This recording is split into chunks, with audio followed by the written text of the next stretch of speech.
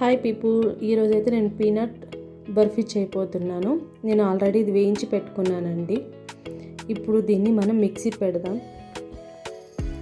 నేనైతే కొద్దిగా రఫ్గా వేసుకుంటున్నాను.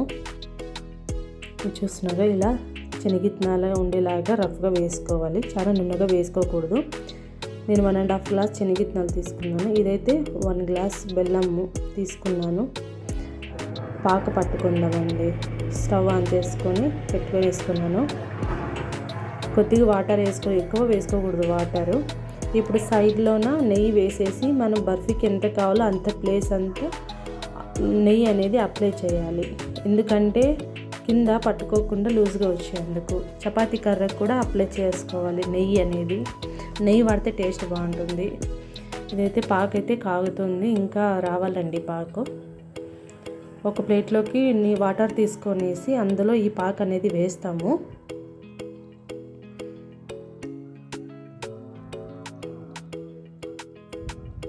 చూడి పాకు అయితే వచ్చేసింది. ఇట్లా కట్టిపుల్ల మనం ఎలా ఇరిస్తే సౌండ్ వస్తుందో అలా వచ్చేంత వరకు పాకు పట్టుకోవాలి. పాకు అయితే వచ్చేసిందండి, అలా విరిగిపోవాలి. ఇప్పుడు మిక్సీ పట్టుకున్న పౌడర్ అంతా దీంట్లోకి వేసేసి అంతా కలిపేసుకోవాలి. స్టవ్ ఆఫ్ చేసుకొని ఇప్పుడు కిందకి వేసుకొని దీన్ని చాలా పల్చగా తిక్కాలండి. పల్చగా ఉంటే బాగుంటుంది తినేదానికి. ఇప్పుడు మనకి మీడియం సైజులో కానీ లార్జ్ సైజులో కానీ పీసులు కట్ చేసుకోవాలి. మీకు ఎలా అయితే అలా కట్ చేసుకోవాలి.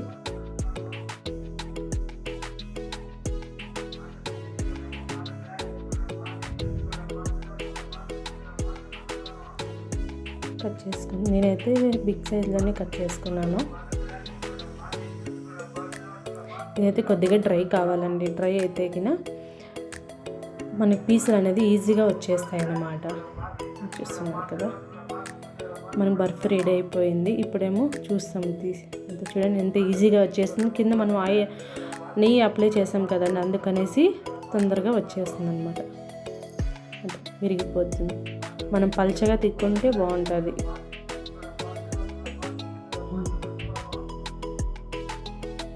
బర్ఫీ అయితే మనకి రెడీ అయిపోయిందండి. బర్ఫీ ఇప్పుడు టేస్ట్ చూస్తాం ఎలా ఉందో. సూపర్గా ఉందండి. మీకు నచ్చినట్లయితే లైక్ చేయండి.